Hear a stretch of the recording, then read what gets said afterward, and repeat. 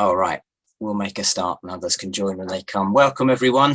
This is Think450, a series of online sessions hosted by the Southwest Gospel Partnership. My name is Tom Underhill. I work for the Gospel Partnership part-time, and it's great to have you with us this lunchtime.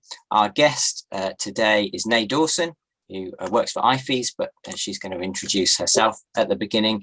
The idea of the format of this series is that it's short and sharp. We've got 50 minutes strictly, 25 minutes Nay will talk to us, and then 25 minutes we've got for questions, and then we wrap it up nice and prompt, and it slots into your day with a bit of thought-provoking content. Really grateful Nay has agreed to join us. So without further ado, I'm going to hand over to you, Nay. Thanks so much, Tom, and thanks so much everyone for joining us today. So I'm Nay. I live in Southampton, married to John, who works at the university. He's developing bones for people with arthritis. We've got two little girls, Anya and Agnes. They're 9 and 7. And we go to a local church called Southampton Lighthouse International, which is a really diverse ethnically church in Southampton. A bit about me and my work. Since graduating at uni, I studied biology at Plymouth. I went on to work for UCCF, so with the Christian unions at universities across the south of England. And I stayed with UCCF for about 16 years in different roles. And one of the things I really loved was the unity of Christians from many different churches, but uniting around the core truths of who Jesus is. A couple of years ago, I moved from working with UCCF to working with IFES, the International Fellowship of Evangelical Students. And my role now is across Europe, raising up female evangelists and also supporting the work of staff with the Christian unions across Europe. And it's a great privilege, even in a pandemic, to be involved in that kind of ministry.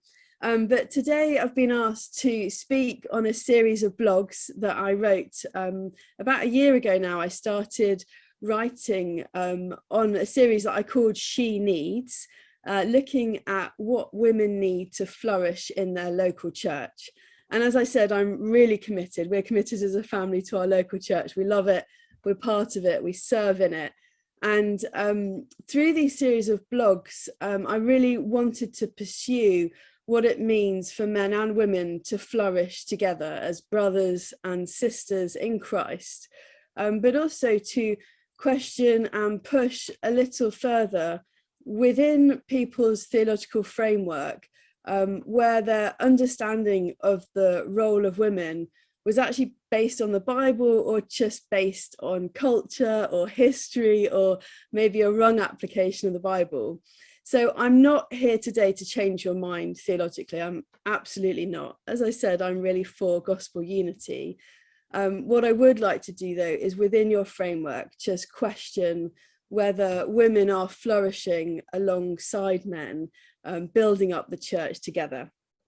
So you can have a look at the whole series on my blog, naydawson.com, under the She Needs series.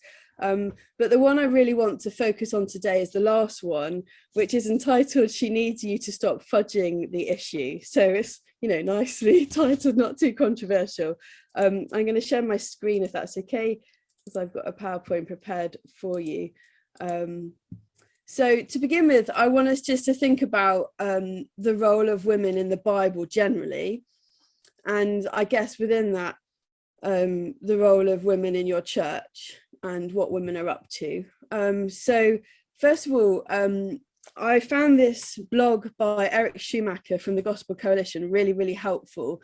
He pulls out 21 key events from Genesis to Revelation in which women play key roles in redemptive history.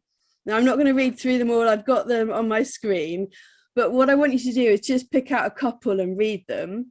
And then in the chat, just highlight the number that you found most impacts you. Okay, so just have a read of those for a minute or so. And I'll flick onto the next screen and then just choose the one or two that most surprise you from those.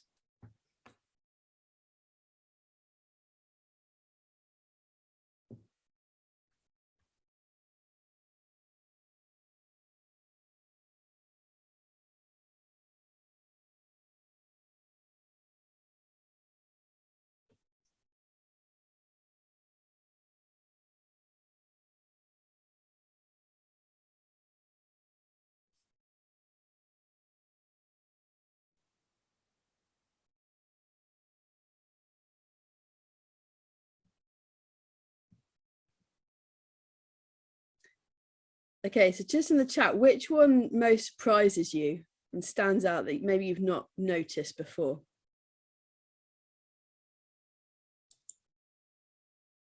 Just put the number in.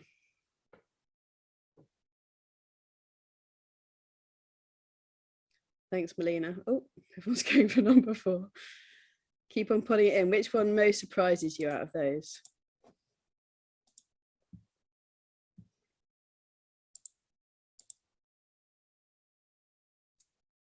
Okay, everyone's going for number 4. I'm going to screen share again and we'll read the second half of what Eric says are key places that women are in the Bible for redemptive history.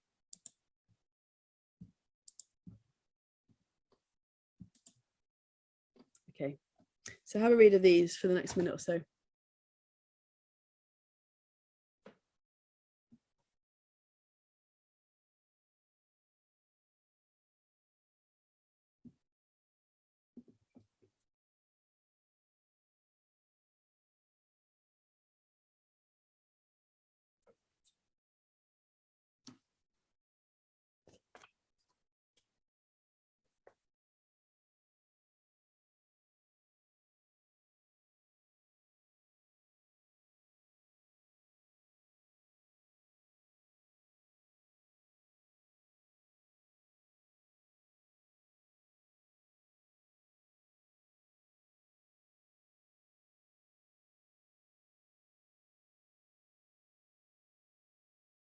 Okay, and again, just pop in the chat, which of these most surprises you that you hadn't noticed before?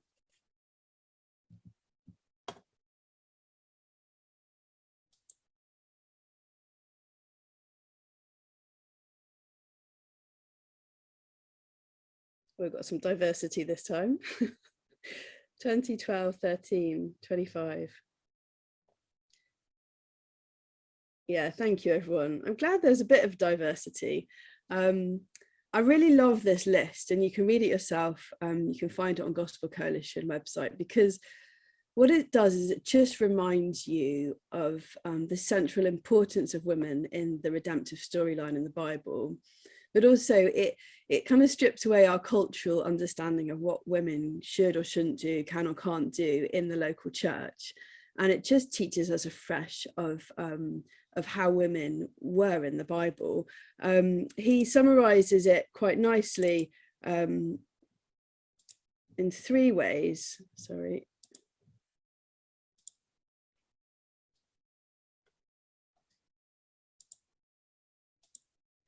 By saying this, what does this teach us all? Oops, sorry, let me try and get it. What does this teach us? All of this should remind us at least 3 main lessons. 1, God speaks often about women. 2, stories of misogyny and abuse matter and must be told. And 3, God deeply values women. Okay, so the link's there if you can see if it's large enough for you to have a look at that later on. What does this teach us about women? God speaks often about women. Stories of misogyny and abuse matter and must be told, and God deeply values women. Now, I wonder, as you think about your experience of leading a church or being part of a church, what the role of women is in your local church. And again, I'm not just talking about do they preach or don't they preach. I'm talking about the whole view of how women interact within your church. Do you, like the Bible does, value women? Do you see them as central to your church in all the different areas of your church? And what I want to do with this blog series and this bit now is just to have a look at how we can firstly recognize some of our own blind spots. Secondly, understand how it feels to be a woman in the church. And thirdly, look at what it means to get clear within your own theological framework. So let's have a look at those in more detail. So I really enjoy social science stats. I did a biology degree, and so part of what I do is to try and help people understand what it feels like to be a woman. First of all, this stat from Hewlett-Packard says employees who experience role clarity are 53% more efficient and 27% more effective at work than employees who have role ambiguity. So recent research shows that clarity in the workplace is essential for workers. And I've been really wondering if the same is true for the church. And obviously that's not just women, is it? It's men as well. But clarity about what women can or can't do within your framework is so important for them to flourish. Hence the title, She Needs You to Stop Fudging the Issue. And so firstly, I want just to think a little bit about recognizing our blind spots. Here is some stories of women that I know who have experienced theological inconsistency within their own church. I'll just read them for you. A friend writes, I was encouraged to go on a summer team, be involved in public evangelism, yet when I returned home, I wasn't even allowed to give a report in the church service. A male youth leader read it on my behalf. Another friend, I'm financially supported by my church to help church plant in Europe. As part of this, I lead, teach and train others. Back in my sending church, this just simply wouldn't be allowed. And then finally, my church, this is a different friend, my church regularly invites me to speak at the plant church. They haven't once invited me to speak at the main church. So as we reflect upon theological inconsistency and recognizing our blind spots, I wonder how you do with that in your church. But this isn't a new problem. By the 1900s, there were 2 missionary women in China for every male missionary. These Western women found themselves gifted for teaching and for evangelism in ways that would have just simply been impossible at home in the UK at that time. Valerie Griffith writes, in the 1900s, if the call of God came to women in Britain, it had to be lived out in Western culture, cluttered with centuries of history and traditions that sometimes had little to do with the Christian faith, but constrained them as Christian women in China away from all of that. They were set free to take up opportunities of service unknown in most of their home churches today. That was written by Valerie Griffiths about women in the 1900s, and yet it's not an old problem, is it? It's still a problem today of theological inconsistency. So the problem isn't new, it's been around for a long time. And I recently put some of these quotes up on Twitter to see what other people thought. My friend Eddie Arthur replied this in a recent tweet. He says about this theological inconsistency, this says so much about how we view both women and Christians outside of the West. But I want us to keep focused today, and I want us to concentrate on the impact inconsistency has had on women in the church. I wonder whether you're brave enough to write in the chat, how has inconsistency made you feel? How has a lack of clarity made you feel? Whether that's for the women in the audience today, whether it's for men who want to write on behalf of women that they know. Anyone brave enough just to share in the chat how it's made them feel? I totally understand if you're not brave enough, that's fine. If you're able to use 1 or 2 word answers on how inconsistency in the church has made you feel, then that would be great. Here's what, oh, we've got 1 in, thank you. Thanks, Brian. It's made me feel like my gifts are not worth the same as a man's. Yeah, I take it you're speaking on someone's behalf there. If anybody else wants to share, I'd love to see what you think.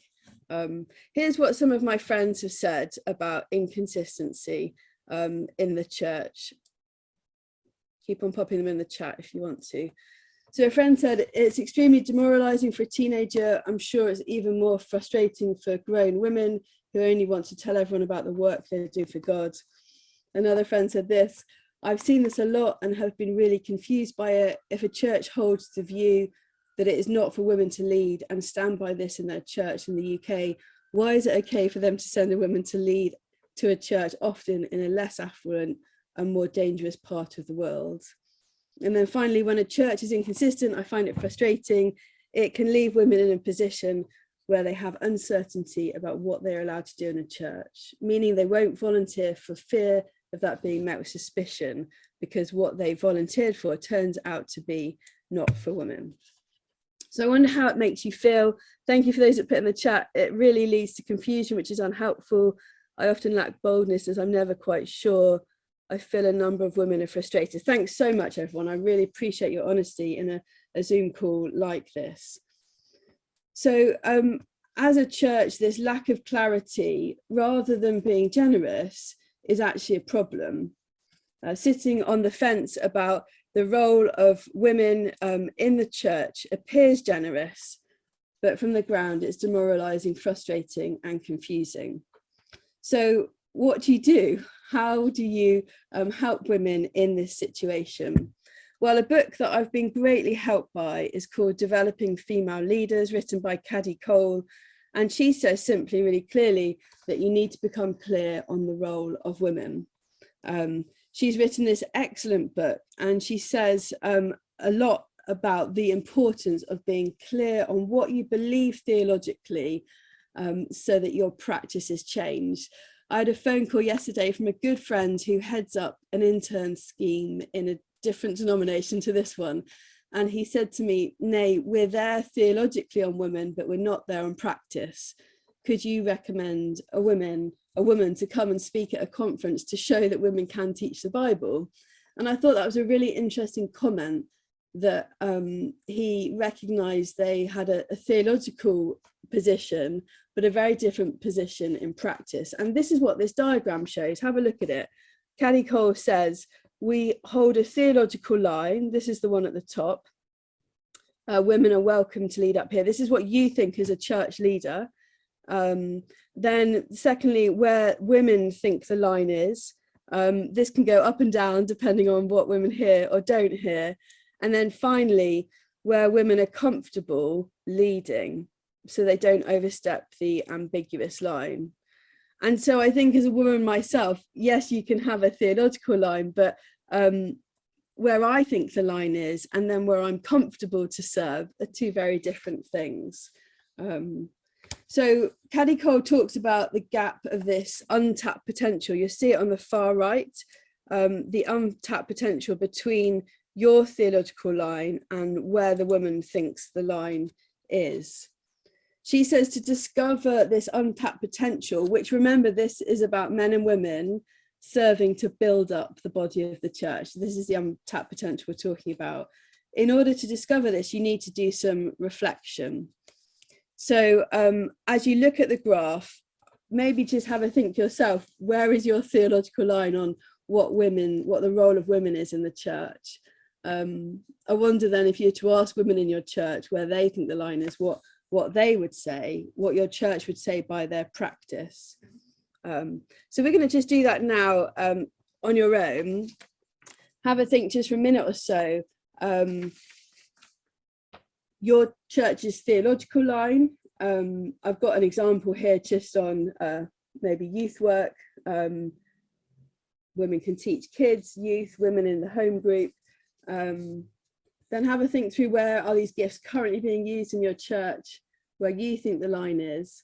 So just for a minute, have a look at that, and maybe write down, if you've got pen and paper, one worked example of what this looks like for your church. I'll just give you a minute, so it's not long.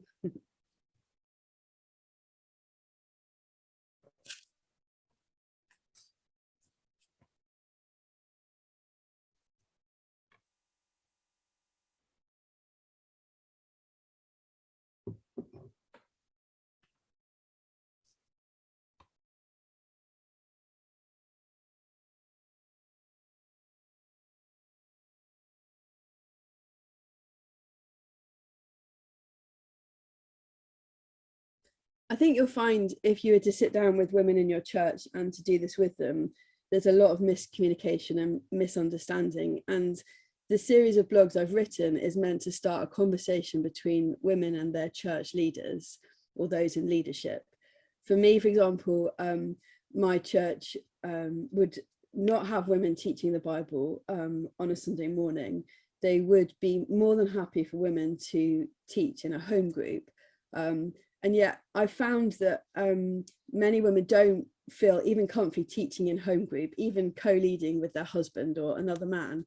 And so this gap between what you think theologically and what actually happens just grows and grows. And my concern would be eventually women find themselves in a place where they're not even reading the Bible or understanding or able to introduce their friends to Jesus from scripture in a really simple way. So to conclude, as I know we're tight on time, some good questions to ask yourself. Sorry. Oh, it's not come through. Oh yes, there we go. Where is there inconsistency? What lies behind this inconsistency? And what are the short-term and long-term changes that could be made? I think these are great questions to sit down and read the blog with women in your church and to discuss afterwards. But finally, if I can get my PowerPoint to work, sorry. I really love in Luke 10, it's not going to work for me, sorry. I really love in Luke 10, verse 38.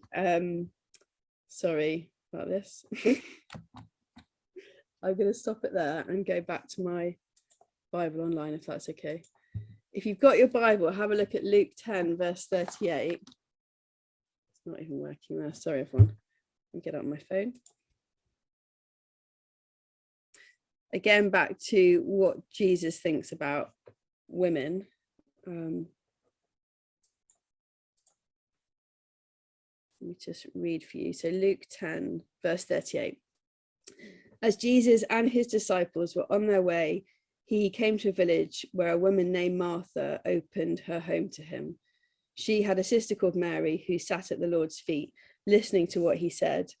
But Martha was distracted by all the preparations that had to be made. She came to him and asked, Lord, don't you care that my sister has left me to do the work myself? Tell her to help me. Martha, Martha, the Lord answered, you're worried and upset about many things, but few things are needed, or indeed only one. Mary has chosen what is better, and it will not be taken away from her. So just to finish, three things that I noticed from that passage. Jesus is clear, but he's not arbitrary. If you have a look at it, you've got your Bibles open, few things are needed, indeed just only one. Here you see Mary choosing to sit and listen to Jesus the rabbi. Martha was still serving herself, thinking that Jesus wanted her works rather than her ears and her heart. I'm not suggesting you need to write long essays or publish articles of what your church does and doesn't believe. Sometimes these long lists of what women can and can't do are just so arbitrary. But I'd encourage you to see the simplicity of what Jesus is doing here in this passage, in the way that he is calling women his disciples. Secondly, Jesus bucked cultural norms. So when the culture around was screaming that women should be in the kitchen preparing food for their guests, Jesus did the very opposite. He invited Martha to stop worrying and working, and instead to listen and learn from him. And finally, as we saw right at the start from all of those Bible passages, Jesus valued women as disciples.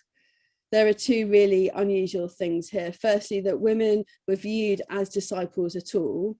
At that time, women would not have been allowed to come and learn. Secondly, a disciple would have chosen their rabbi to learn from, not the other way around. Here, very unusually, the rabbi himself chooses Mary to be his disciple, and this would have been outrageous. But what an affirmation to Mary. And you too are called to steward the earth and go and make disciples in my name. So as I reflect on inconsistency in the church, my heart is that we would all just take a step back and look at our blind spots. I think that can only happen in conversation. I'd encourage you to empathize and understand what it feels like to be a woman in the church. And then finally, I just implore you to get clear so that women can flourish alongside men to build up the body of the church. Thanks so much for listening. I would love you to read this book by Caddy Cole called Developing Female Leaders. I also recommend a book called Worthy by Eric Schumacher and Elise Fitzpatrick. And finally, my own blog series, the She Needs series, and I'll put those links in the chat.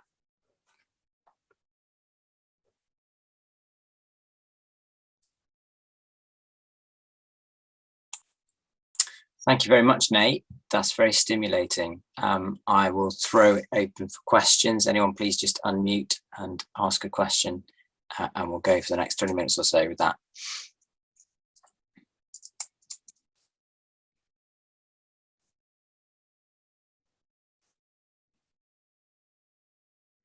Hi, Nay. Thanks for that. One thing we've sort of found, that even when we've been clear as leaders, as elders, sort of what we thought we wanted to encourage women to do, sometimes because in our church women had never done that in the past, they were some of the most sort of resistant to doing it. They just never seen anybody sort of act in that way or have that role. Have you got any sort of thoughts on how you might encourage women perhaps to do something that previously has never been done by a woman, even if all the elders are very happy with that to be done? Yeah, thank you, Brian. I think you're great personally on this. I mean, I've written a whole series of blogs. One of them is She Needs Brothers. So the Bible talks a lot about sisters and brothers walking alongside each other in the gospel. So she needs brothers to identify her, to encourage her, to mentor, give feedback and support. And many women, not all of us, lack huge amounts of confidence. And so that would be a repeated thing you'll need to do. But asking women what they need to help them. I think as well, for me, so I've set up a network of female evangelists. I'm really passionate about evangelism. And I think that women are brilliant evangelists and storytellers. And yet lots of evangelism can be really scary. And so I think reminding people of the kind of basic call to be evangelists, to share the gospel, that like the women at the tomb were afraid yet full of joy. And so they went and shared the message. So it's a whole mixture of we all need to be bold and courageous and doing something for the first time. Especially when no one else has ever done it. I mean, it's terrifying. But I think there's so much more we could do to walk alongside each other. So we run a mentoring scheme in Passion for Evangelism called the Greenhouse, and we put it out there. Who wants to come and prepare some evangelistic content for Easter? Come and get mentoring in a nice small group for 5 weeks. We encourage each other lots. Then we share it on social media or give a talk, whatever the content is. And we find that's a really useful way of helping women. But often, you know, we all want to be headhunted and asked to do something, but women need to be encouraged to find and offer themselves for opportunities too. But again, back to social science, women are awful at doing that. Take, for example, when men and women apply for jobs, men will look at the top 3 out of all the desirable things they need to apply for the job, and then they'll apply for the job. Guess in the chat, please, guess how many things women look at on that kind of job list, desirables, before they apply for the job, percentage wise. Anybody want to guess for me?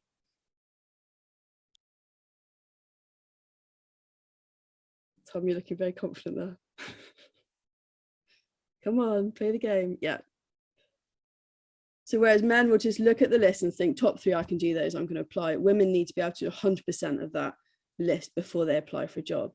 Hands up, that's me. So say, for example, you've got Christianity Explored coming up. A woman sitting there thinking, I would love to give one of those talks on Christianity Explored. I've never done it. They're never going to ask me. I won't do it. I won't put myself forward. I could not put myself forward.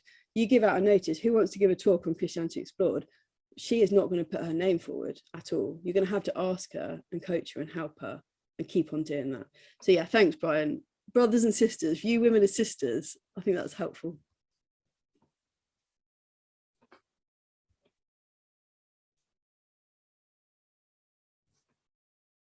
Any more questions? Put them in the chat if you'd prefer to.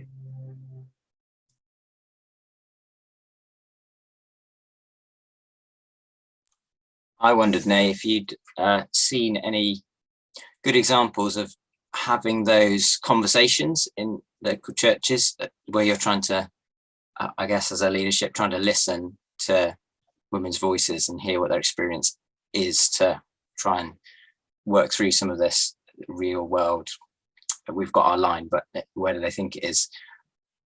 Is that, have you seen people doing that in a formal way, or is that just kind of individual conversations? Yeah, thanks so much, Tom. Part of Passion for Evangelism, we read a book every term, and then we invite the author to come and discuss it with us and do Q&A. And one of the books we read was called Worthy. That was the blog post I referred to. Eric and Elise wrote it into a book. And we asked that very question to Eric. He's a church pastor. He said, you know, church pastors are busy. Lots of your congregation can come and say, I think you should focus on this. I think this should be your priority. He said, much better to just go to your pastor and say, this is how it makes me feel to be in your church. And so I did that with my own pastor. I said, this is how it makes me feel. This is what I do for my job. This is our church's position. Are there any other ways in which I could serve using my primary gifts in the local church? And actually it was a really good conversation. So I think that's one thing. I think it's just basic starting a conversation. So people have written to me and said, I've taken one of your blogs, I've sent it to my pastor, we've read it on our own, and then we've sat down in a coffee shop and discussed it, and it was really helpful. So yeah, other than that, I haven't heard much, but I think that's a good start.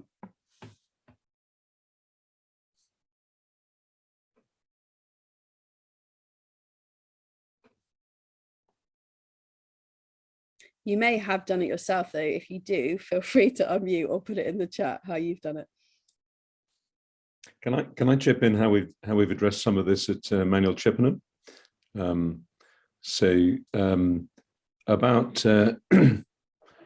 probably a couple of years after we started, we've existed for 17 years nearly, and a couple of years after we started, we decided to try and clarify this point by building in the statement on biblical manhood and womanhood into our church rules. And that might sound a bit heavy, but the reason for that is because as elders, we had been asked this question probably more than any other in the previous few years.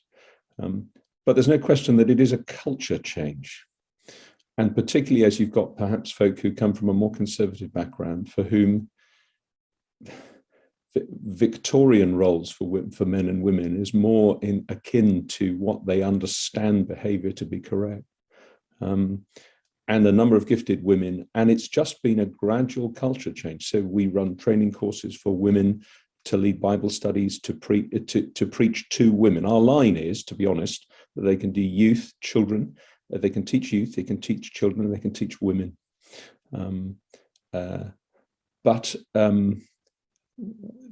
Just thinking through some of the inconsistencies, how come a woman can pray in a prayer meeting but can't pray in a church service? And we're not there yet, to be honest, because actually for some people it's just a bit of a step too far. And generationally, you're dealing with a whole culture change. So we work really hard to get women to do what they can do. So we get them regularly to read the Bible at the front. We have women missionaries come and share, and nobody blanches at that.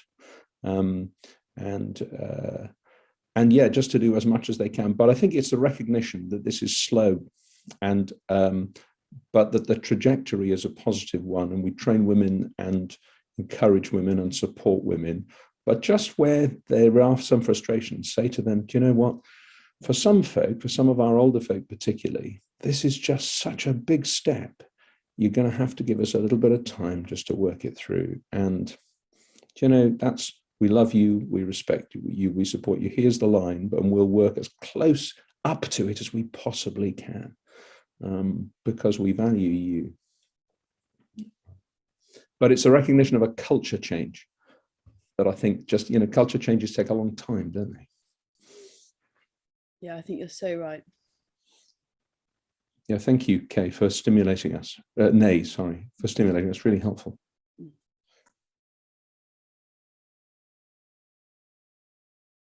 Any more comments or questions? We'd love to hear from more of you.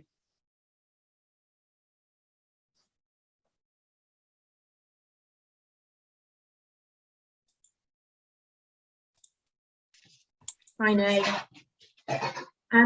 So I guess one question that I sort of keep coming back to in my mind is how to help to shift the culture of a church. Well done.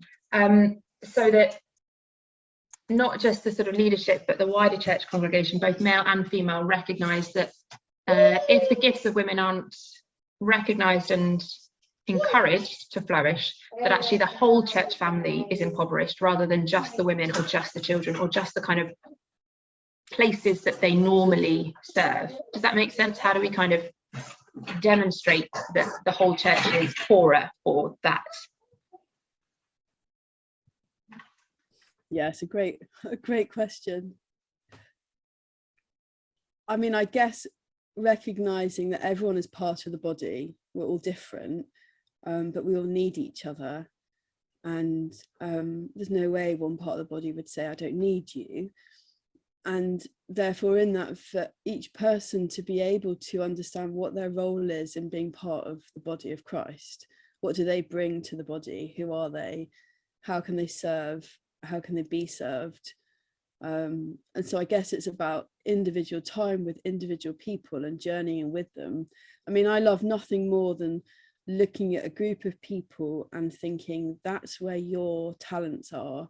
This is how I can make the most of them and benefit from them, and the kingdom can benefit from you. I think that's deeply encouraging, to see what people are good at and then encourage them in that. So for me, whether that's inviting a woman to be a mentor on our training scheme, particularly thinking of one woman who for 10 years has had children at home, she's not been involved in any formal ministry, and I asked her and she couldn't believe it, and she's done a great job. So yeah, I do think it's about individuals, but seeing that bigger picture of being part of the body. But Becca, you've probably got some thoughts yourself, I'm sure. How have you seen that, or what are your thoughts? Because you and Brian have just moved to a new church, it must be on your mind. I think it is. It's a real challenge, isn't it? Dripping little things in, and little comments like, oh, we need you, we can't, we're poorer without you. You know, this might feel like a small thing that you're doing, a small act of service, but it's for all of our good. It's not just for those that it's immediately obviously serving, but actually it's for the health of everyone. And I think I sometimes find it hard to know how to, because, you know, Brian and I can say little things like that to individuals, but how to sort of, maybe that is how you change the culture. Maybe it's just slow. Yeah. But no, with wisdom, welcome.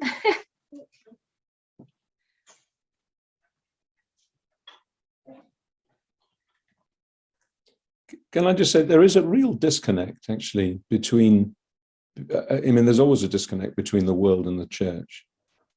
But I remember doing an RE lesson in our local secondary school and going through a whole bunch of stuff about why I believe what I believe. And but the female head of RE, her biggest question was, can women teach in your church? And to be very honest, at that point, I had to fudge it. And I said, well, they wouldn't want to teach on a Sunday, but it just and I kind of, yeah, they teach women and so on. But actually, it was the shock, particularly of millennials and down, Generation X and so on. I mean, it's the stunned look on the face of, what century are you people from? What planet do you exist in? Because in every other setting, you know, well, woman has been prime minister. Now we might want to discuss that, but it's just the disconnect, and it just seems to me that we want to go up to the Bible, but it is a culture change, and that's the challenge. Yeah, I think you're so right, and actually that's something we've come across quite a lot in public evangelism in the universities, where you know, people have grown up in a feminist worldview and they view Christianity through the lens of oppression, and then they turn up at an event and all they see is a white middle-class man. What does it speak of the gospel? And so actually we found, by encouraging men and women to get involved in gospel work together, it's standing against culture's inadequate and over-sexualized word around men and women. And by standing together as brothers and sisters in Christ, it says something really powerful about who God is to this RE teacher. And I think that's something we could do so much more. What does it look like for me to be a sister to my brothers in the church, and vice versa? I think you're right.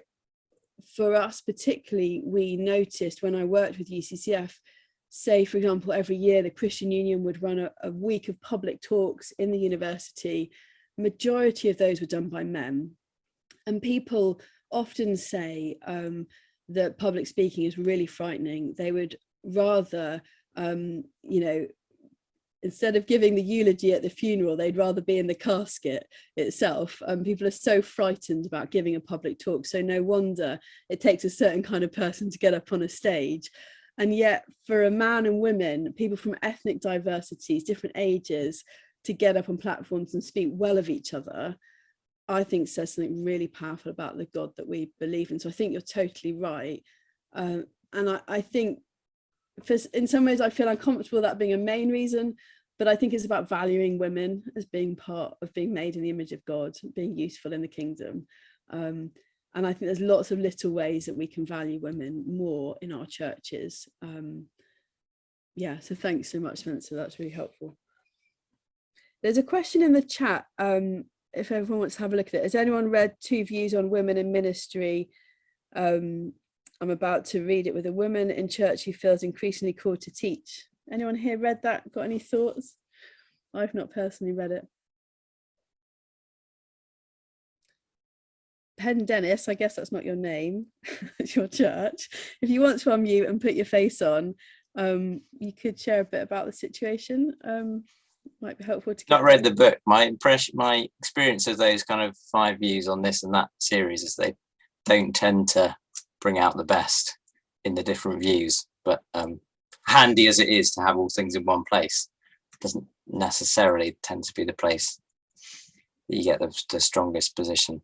But we'll, I think, probably draw questions to a close there. Thank you again so much, Nay, for coming and presenting and engaging, and hopefully this is the springboard for lots of us having conversations and kind of thinking these things through, trying to clarify in the ways you've suggested. We've got just a couple of minutes. I wonder if I could ask you, Nay, and I have prepared Nay for this, so it's not a surprise, just about something else, which is about the Narnia trail that you did before Christmas, because I think that would be of interest as a kind of evangelistic thing to some people here. Could you just tell us about that for a minute? Yeah, sure, thank you. So I live in a community, our local school is in the area, and in lockdown something quite surprising happened for me, in that I guess I became more and more aware and convinced of the importance of living in your community and living and speaking for Jesus, sharing my life with others in the community. And right at the start, I think the September after the March lockdown, I prayed in a frustrated way, God, how can I share my faith with my friends if I can't see them, if we're in lockdown? What am I going to do? And I felt God say to me, Nay, where do you think you shouldn't be? Which is a really odd thing. But the next thing coming up where I thought I shouldn't be was Halloween. So it's just before Halloween. And I've never engaged in Halloween before. I'm a Christian, I've grown up in going to church.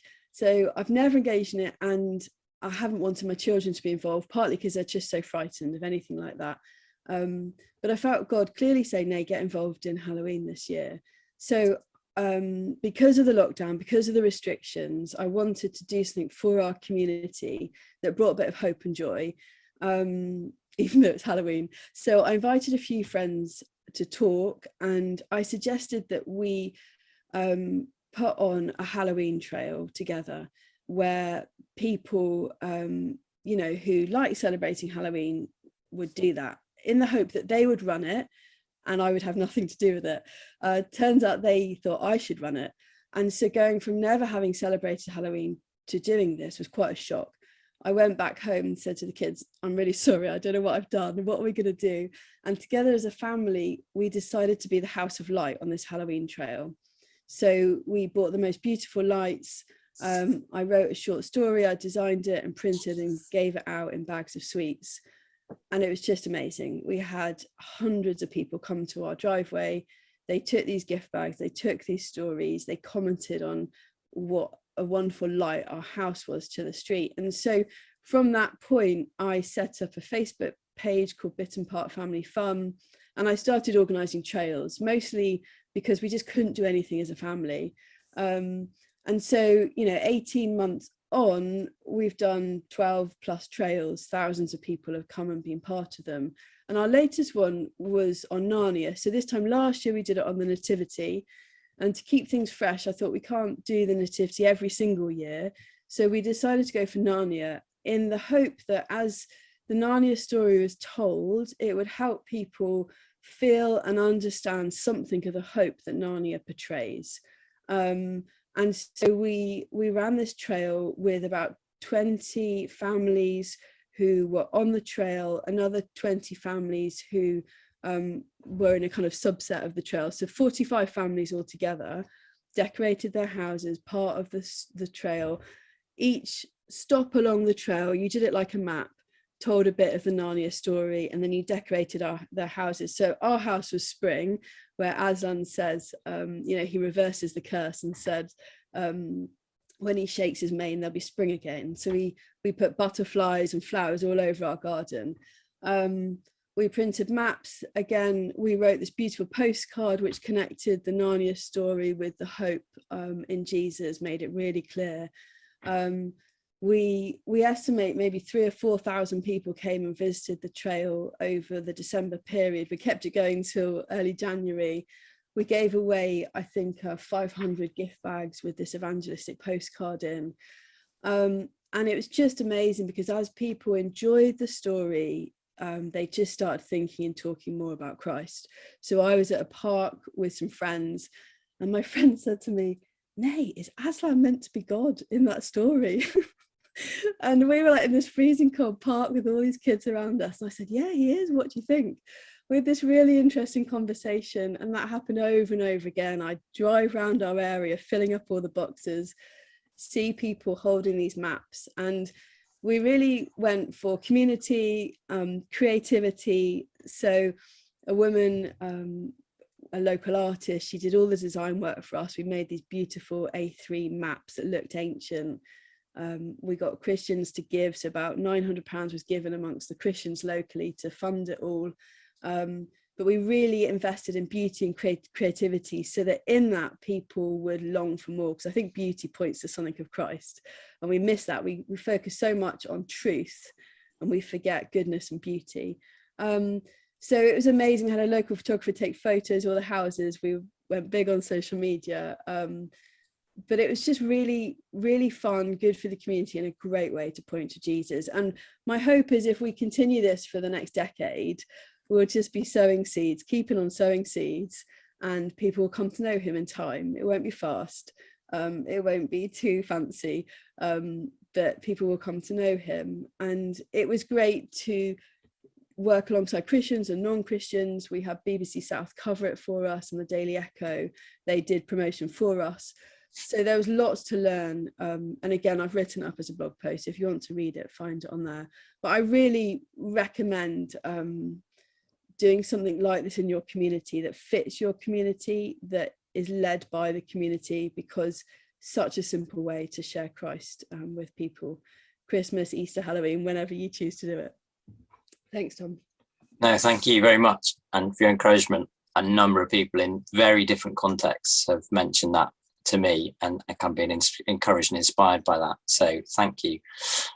Thank you everyone for coming. Thank you again to Nay. This has been Think450. Our next one is in 2 weeks' time. Gwilym Davies from Prop Trust is coming to give us 25 minutes on Proverbs. And I've heard Gwilym's material on Proverbs at EMA a number of years ago. Very stimulating, very helpful, give you a different, very fruitful perspective on that book. So do join us for that in 2 weeks' time. Thanks very much.